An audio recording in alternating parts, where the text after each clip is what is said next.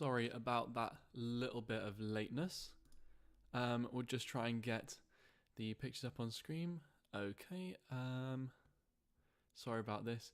But hello NFL fans and welcome back to the Wall of NFL channel. Sorry I'm a little bit late. I was running a little bit behind schedule today. But today we are going to discuss, if I can get it up on screen, who are the best quarterbacks in the NFL. Sorry, do bear with. I should have done this before coming on. I think. No, that's not it. Sorry, just going through some technical difficulties.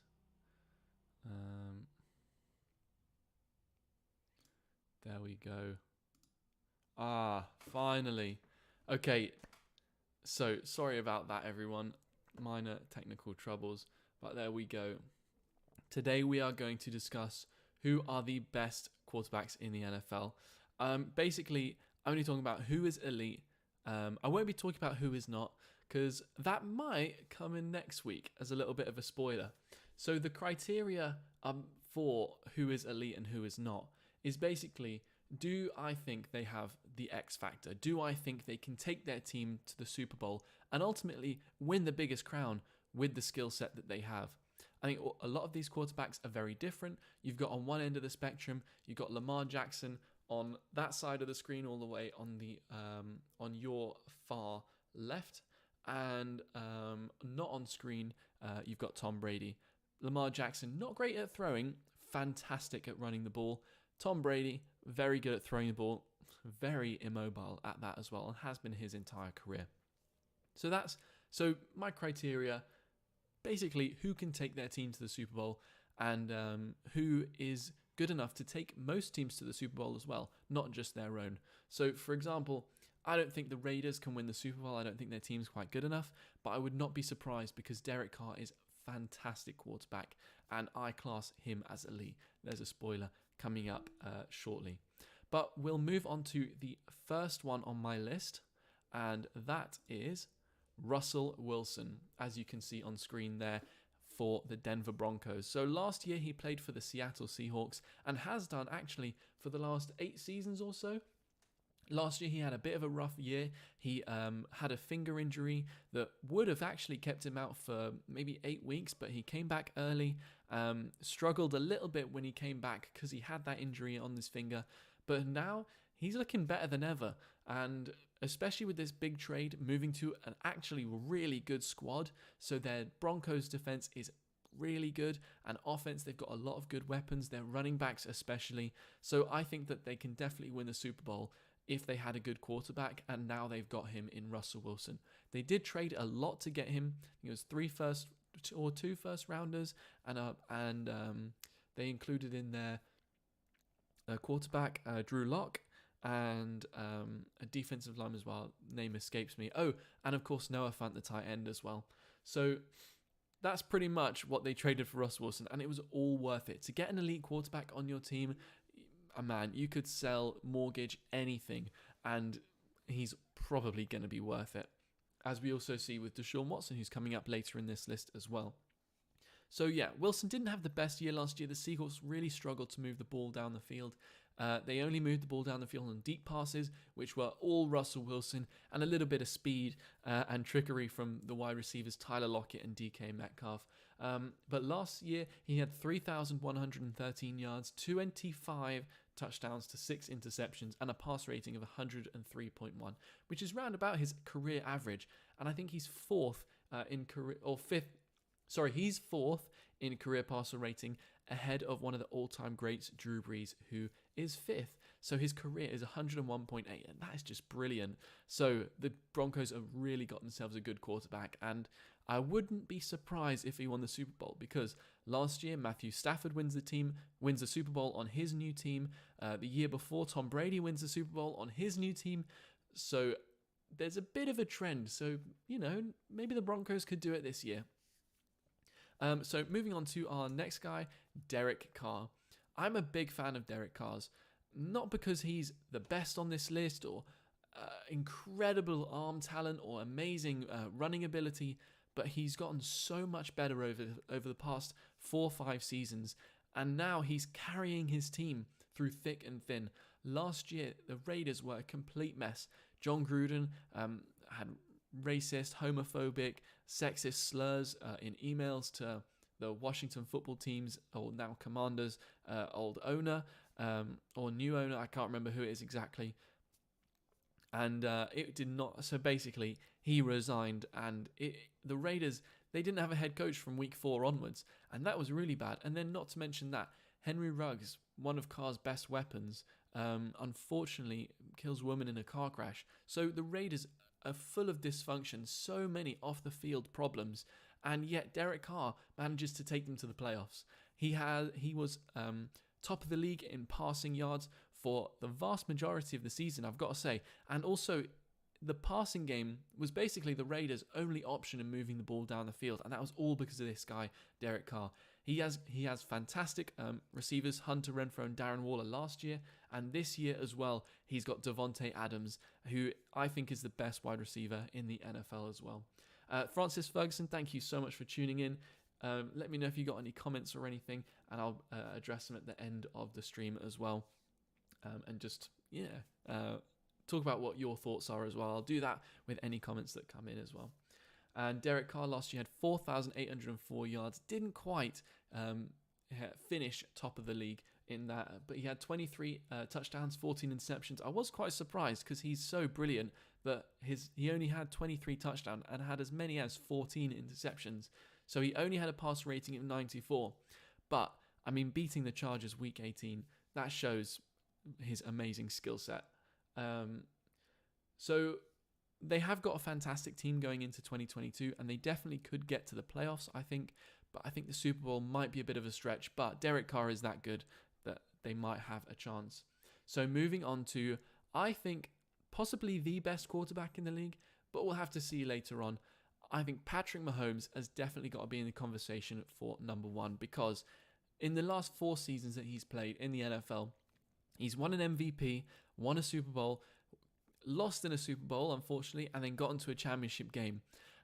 He's had 4 brilliant seasons, and basically the Chiefs have been the best offense in the NFL the last 4 years, purely because of this guy. I mean, they have as well Travis Kelce and Tyreek Hill as well, who are brilliant weapons, possibly Hall of Famers when it's all said and done. But they had them beforehand when they had Alex Smith at quarterback, and they were getting to the playoffs, but they weren't really getting past the first, second round of the playoffs. But with Patrick Mahomes, they're in the conversation for the Super Bowl year in and year out. Last year, Patrick Mahomes ended up with 4,839 yards, 37 touchdowns, 13 interceptions, and a passer rating of 98.5.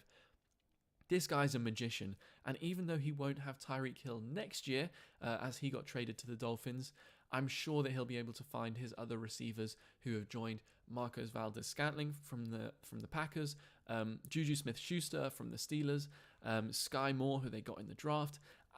I think a lot of them are kind of second best receivers, but he still has Travis Kelce, who will probably take up the majority of the yards and receptions. So then moving on to my favourite guy on the list, it has to be Justin Herbert. I mean, I'm a Saints fan, but I've got to say I love the Chargers. The Chargers are a fantastic team to watch. Every week is a real nail biter, because Justin Herbert never lets the Chargers get out of any game. I mean, even when I think about Justin Herbert, the games I think about, the Browns last year, when it was like in the 50s of who was going to win, and Justin Herbert was killing the Browns, and Baker Mayfield is actually doing pretty well in responding as well, even though the Browns offense was basically focused on the run game, and I guess Baker Mayfield actually caused the loss in the end by throwing an interception. But anyway, let's focus on Justin Herbert, and every time I see this guy play, there are so many wow moments. His arm is tremendous, and I think the best part about him was watching that Week 18 game against the Raiders. They were down by 14 points. It was a 4th and 15 to get into the end zone, and he managed to throw an absolute dart to his wide receiver Palmer in the end zone. And it just sums up Justin Herbert. He manages to do the impossible and keep the Chargers in the game no matter what. And even though they went on to lose that game, it was Justin Herbert that kept them in the game. And you can tell by his 5,014 passing yards that the offense was solely based on Justin Herbert. And if the rest of the team is able to get their act together, I'm sure the Chargers are going to make waves and get into the playoffs and challenge for the Super Bowl as well if they're able to support him the way we all know that they should be supporting him. Brandon Staley, the head coach as well, is no longer on his rookie year, so last year was his first, and he's got a bit more experience, and I really think this could be the year for the Chargers because they've got some great players, and adding J.C. Jackson, Khalil Mack, drafting a new guard as well to protect Justin Herbert. Fantastic moves this offseason, and I think they could get into the playoffs and do really well with Justin Herbert. And honestly, this guy takes my breath away. So moving on to Lamar Jackson, I have really struggled against him in Madden, and I'm sure a lot of other people out there have. When we did the Jacksonville Jaguars career mode or franchise mode, check it out on the channel in another video as well. But Lamar Jackson was a terror to stop. You couldn't stop him. I mean, if you think about it, if Lamar Jackson makes one person miss, he's got 10 blockers against 10 players. Surely that means he should run for a lot of yards as well. This guy is a really dangerous runner. With the ball in his hands, he's so difficult to stop. And yeah, if he's able to get the blocks, there's no reason why on every single play he couldn't get a touchdown. I think he's absolutely brilliant to watch.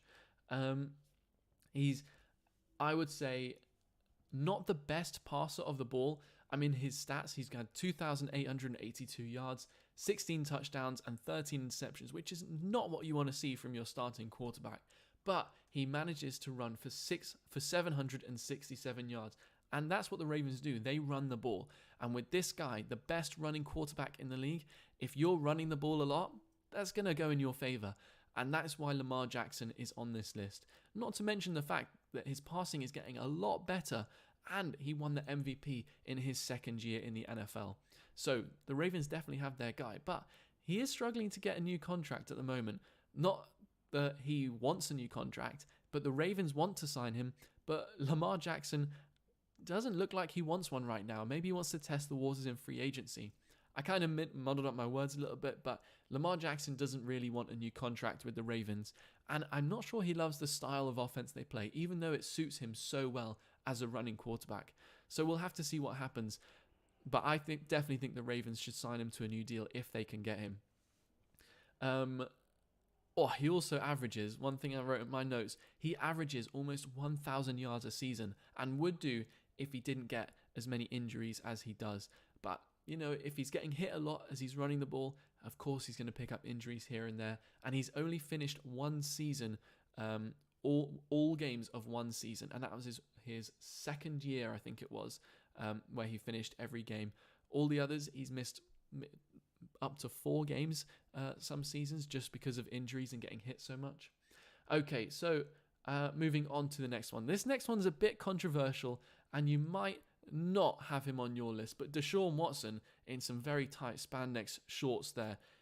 I think that this guy might not be on too many lists out there because of all the troubles that he has legally with his sexual harassment claims.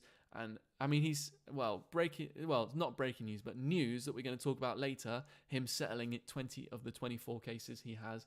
But if we're talking about just on the field, he is no doubt one of the best in the league. I mean, he didn't play last year because he didn't want to play for the Texans anymore.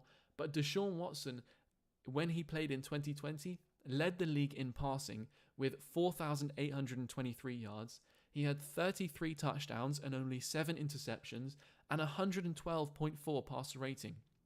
And he was on the worst team in the league as well. And he was able to put up some of the best numbers we've seen from some quarterbacks in the NFL as well. I think that they only got 4-12 that year with Deshaun Watson is a travesty, and it's almost as he may as well have not even played that year either. They had no chance to compete. So now that the Browns have traded for Watson, and Watson's on a good team at the Browns, I mean, I know they're not the most successful team out there, and they do struggle at times, but Watson could, if he plays for them, well, who knows? He could get suspended with all the legal cases, with all the problems he's having with the sexual harassment claims, but if he's able to get onto the field, the Browns, they're going to be tough to stop offensively, and they've got a good defense at that as well. So definitely contenders for the AFC playoff race. I mean, there are so many teams in the AFC that could reach the playoffs.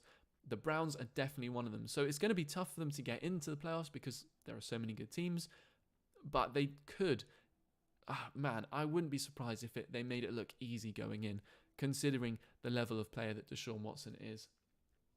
So now moving on to one of my favourites for sure, Joe Burrow. How could he not be a lot of people's favourites after the year that he had last year? 4,611 passing yards, 34 touchdowns, 14 interceptions, and 108.3 passer rating. I don't know anyone who didn't predict the Bengals to finish bottom of their division last year. Yet with Joe Burrow and his connection with Ja'Marr Chase, which we spoke about in last video, the best quarterback wide receiver combos, the Bengals wouldn't have had a chance without him. And with him and their fantastic connection with Ja'Marr Chase, they were able to make so many fantastic plays and win so many games that they ended up winning their division instead of doing what everyone predicted them to do in losing. And I think he had a fantastic year. And I think he should have been the MVP. Well, in the regular season, he wasn't maybe quite as good as some of the other guys, but he was consistent and he always kept the Bengals in games. And he made some huge wins against like the Chiefs, for example. And in the playoffs, he played tremendously well as well. And I think that he definitely deserves to... Well, I would have made him my MVP considering the team that he was on. But, of course, Aaron Rodgers also deserved it as well. So... Joe Burrow definitely deserves to be on this list, and I know that he hasn't got the best team around him, but because of how talented he is, and his fantastic partnership that he has with his wide receiver Ja'Marr Chase, and the Bengals improving their team on offensive line, on defense, I really think that they could challenge again to get to another Super Bowl, as long as Joe Burrow plays anywhere near as good as he played last year. So I think this next guy could be the MVP next year, and that is Josh Allen. The Bills did struggle in various games last year, like against the Bills. The Bills didn't struggle against the Bills. The Bills struggled against the Jaguars when they lost 9-6 or something crazy like that. He got 4,407 yards. He got 36 touchdowns and a little bit of a high number of interceptions at 15, but he did have a 92 passer rating, and what was really stuck out to me was 763 rushing yards. The whole of the Bills' offense is based around Josh Allen. Whether he's passing it, running it, the ball in his hands is just a recipe for success because he's a playmaker. And that is what this guy does. He's a leader, the team rallies around him, and the offense performs so highly when he's on the field. He has a fantastic partnership with wide receiver Stephon Diggs, and the weapons that he had last year, everybody stepped up. And I think they got someone else at receiver this year as well. Name escapes. Oh, Taylor Gabriel. He was there last year, but he is going to get better and better and better, especially with a talent like Josh Allen throwing him the ball.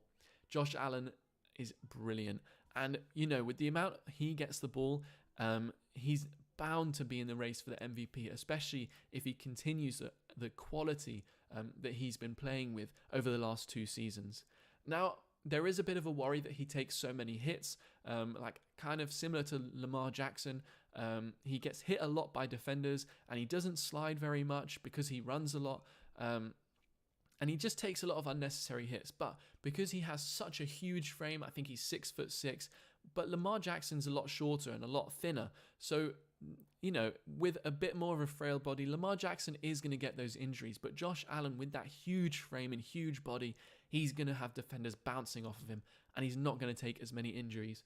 I think so far this in his career, he's not missed many games at all. So the Bills can trust that he's going to be on the field and he's going to be making play after play for them.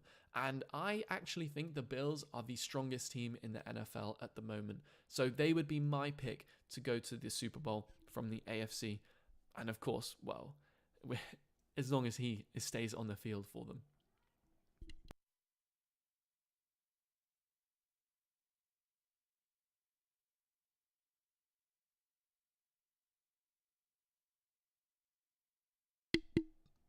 As we've mentioned already, Aaron Rodgers won the MVP last year, and he definitely deserved it in some people's eyes as well. So he had 4,115 yards, 37 touchdowns, and a minuscule 4 interceptions, and 111.9 passer rating. It's that small interception number that is the real key. Because he has such safe hands, and he's really learned when to throw the ball away. Maybe he does it a little bit too much, but he's so safe with the ball. You know he's not going to throw any interceptions, and he is a fantastic player. I mean, he's won back-to-back Super Bowls in the last 2 seasons, and the Packers have now made him the highest paid player in NFL history with a $200 million contract over the next 4 years. He definitely deserves it as well with these last 2 seasons winning the MVP. I know I've said that I think maybe Joe Burrow should have got it. That's kind of because the Packers weren't so good in the playoffs, but it is a regular season award. And Aaron Rodgers, he's been the best, most consistent quarterback over the last 2 seasons. So if you think about it like that, he does deserve to win the MVP awards. He's won 4 in his career, and I think that is the most of any other player, tied with Peyton Manning as well. This guy is a brilliant player, and my only worry is that now that he's got that contract and got that security, he might struggle to, I don't know, maybe there's less incentive for him to perform now that Jordan Love definitely isn't going to be around watching or going to be around playing on the field or threatening his position, because I think it's clear to see Jordan Love is not going to be good enough at the moment. So moving on to Dak Prescott. So Dak Prescott, another elite quarterback. I think he's probably on the brink between being an elite quarterback or not. I don't know whether he can take the Cowboys to the Super Bowl. And I know there's maybe a Cowboys fan watching, but I'm just not convinced that he's good enough to win the Super Bowl. But he definitely has grown so much as a quarterback, and I do think he can be classified as elite because he makes the difference, and he makes his team go from like a 5-12 team to a 12-4, which is I think how the Cowboys finished, or 12-5 they finished last year.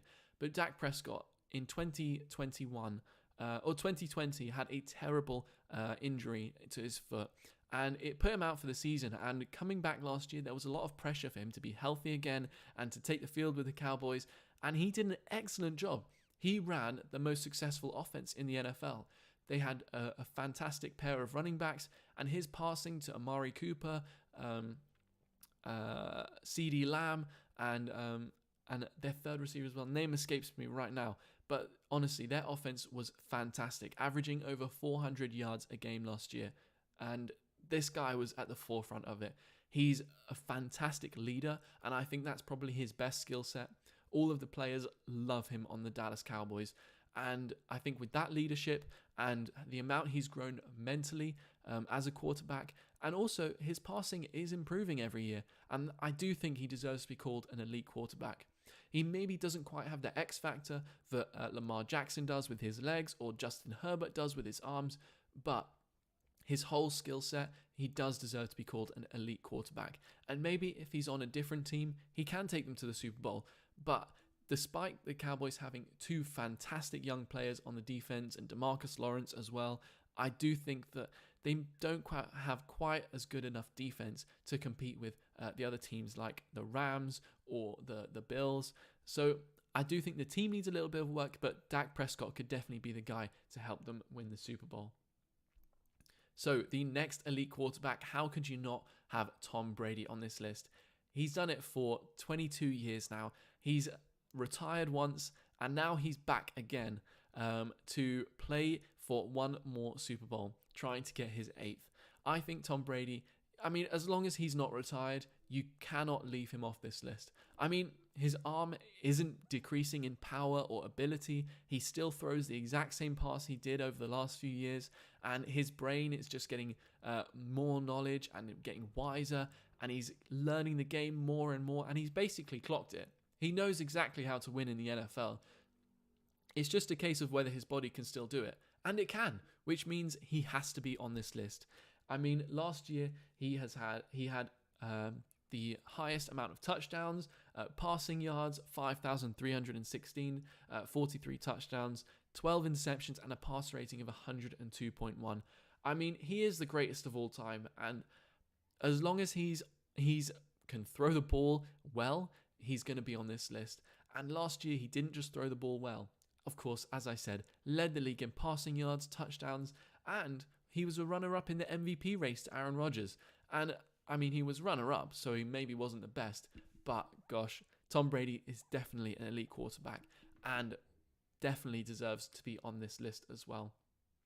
So moving on to the Super Bowl winner, and that is Matthew Stafford. Oh, look how happy he is there. He finally has left the Detroit Lions, and he was never going to win anything there, let's be honest. The Lions never seem to be able to build a good enough team despite the the high draft picks that they have every single year. They just maybe don't spend enough money. Maybe they're not an attractive proposition for free agents or anything.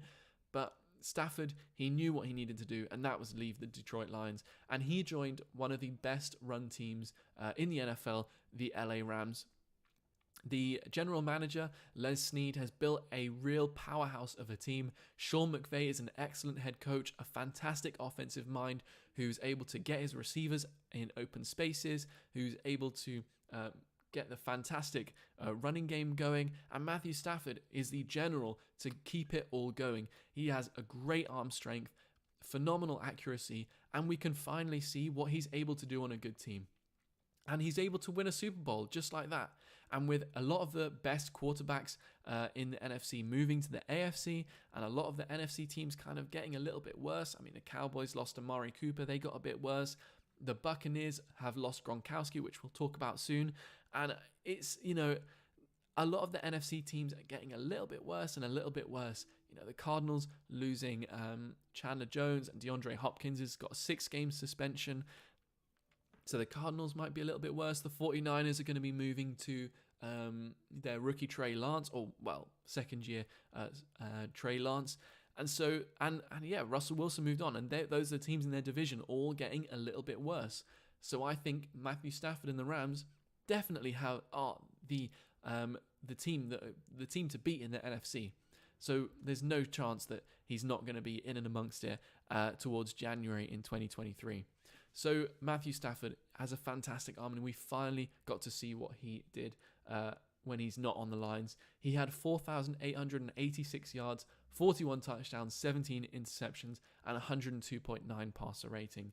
And he definitely deserves to be talked about as one of the best, and maybe could win the MVP next year if he's able to continue this streak. But Tom Brady in his second year didn't do quite so well, so maybe there's a bit of a sophomore slump coming.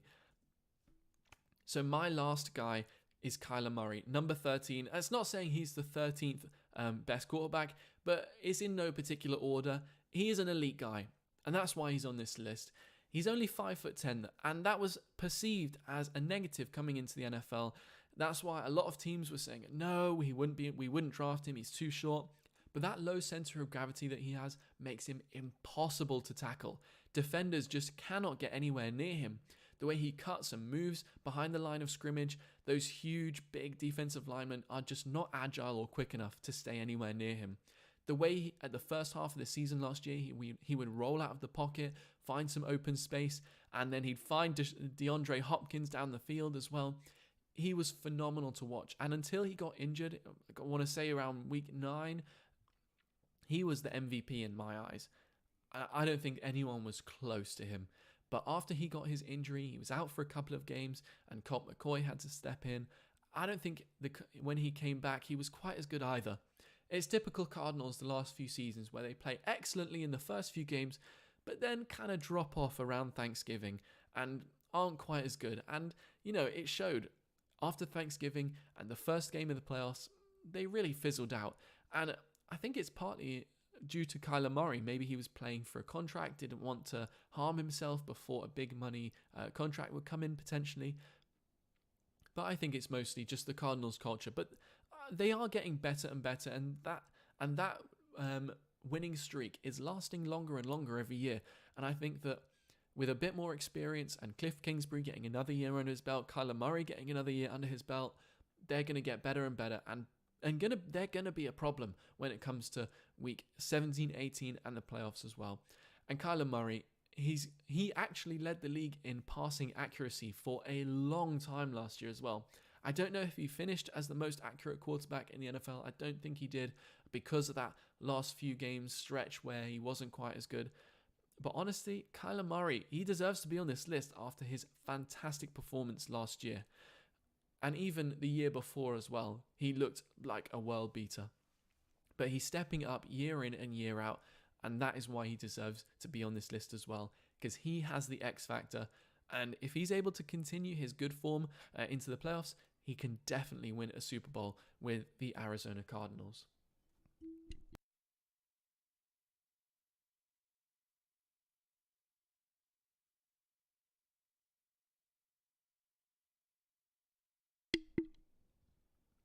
So now we are going to move on to the news section of this week's show.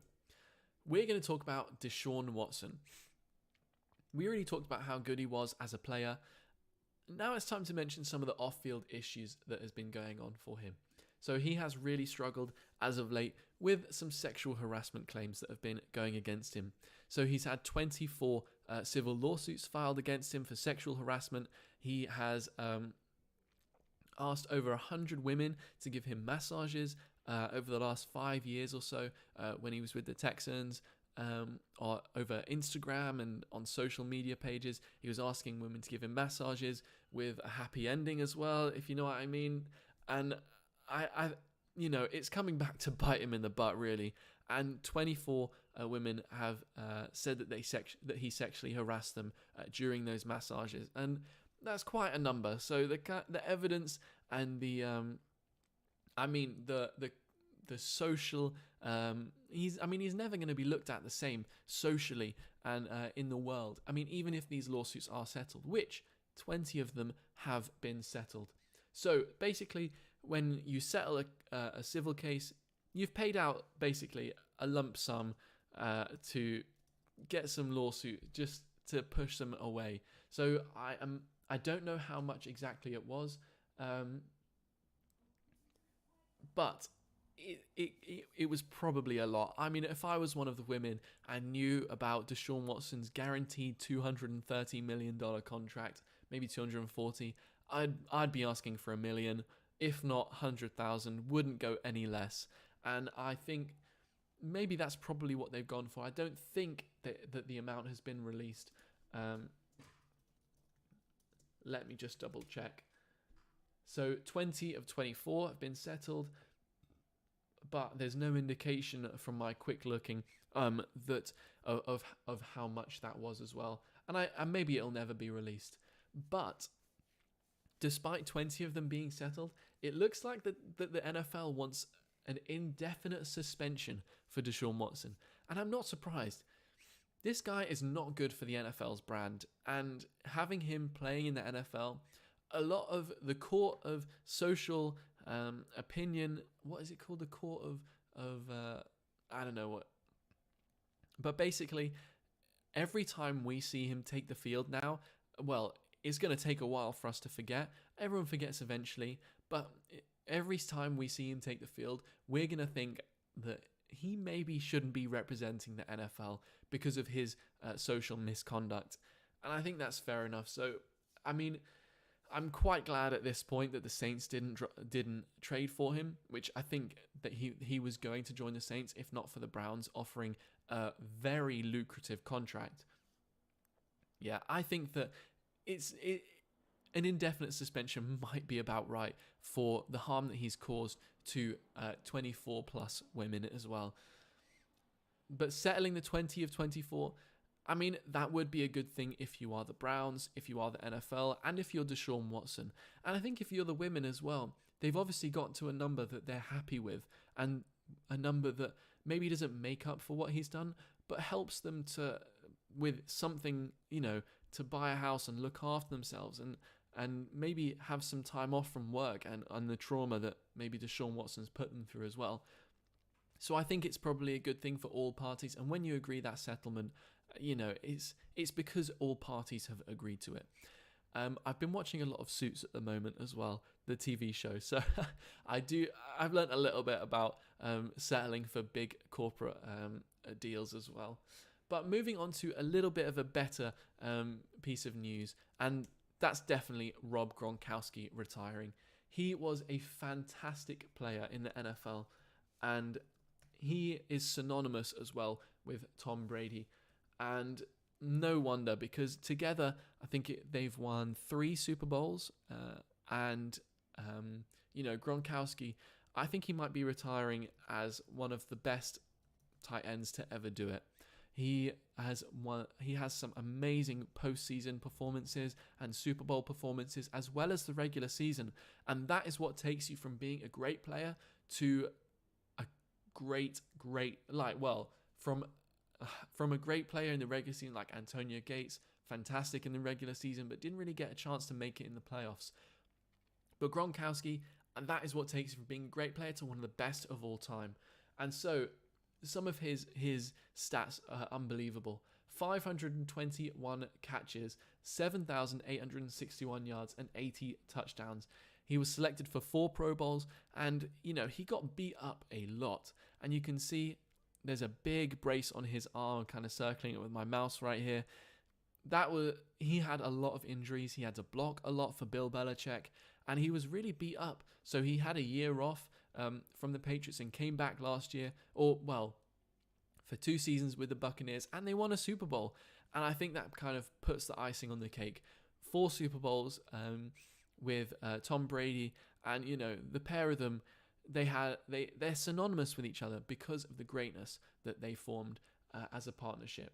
That Gronkowski, the Gronk spike, his celebration, it'll be remembered forever. And I think that this guy, he's the best tight end that I've ever seen in my young 10 year. I think I've been a fan of the NFL for about 10, 12 years now. And he's certainly been the best that I've ever seen. Not that I was around for some of the other guys earlier on, like Antonio Gates, the Falcons. What was his name? He played for the Chiefs, the Falcons. Anyway, I've forgotten. But what a fantastic player, and I don't think this retirement is gonna end at any point. I don't see him coming back. I see maybe he'll do a bit in the media though, because he's so loved and he's such an entertainer, and everyone loves seeing Gronkowski on screen. He's a hilarious character. So maybe he'll do a show with Tom Brady, the two of them at some point, tell stories or what have you. I think that would be a brilliant watch. So thank you guys so much for watching. We will kind of leave it there, and we'll see you guys next week. Next week, I'm not too sure what we'll be doing next, but you'll find out, I guess, next Sunday evening. Thank you so much to Francis Ferguson, Heather Wall, and Karma as well for tuning in. Let's go Matthew Stafford, says Francis. He's a Rams fan, and will definitely be proud of him being such a fantastic quarterback and taking his Rams to the Super Bowl. And Karma, thank you for tuning in despite being in the car as well. So thank you all so much for watching, and we'll see you guys next week.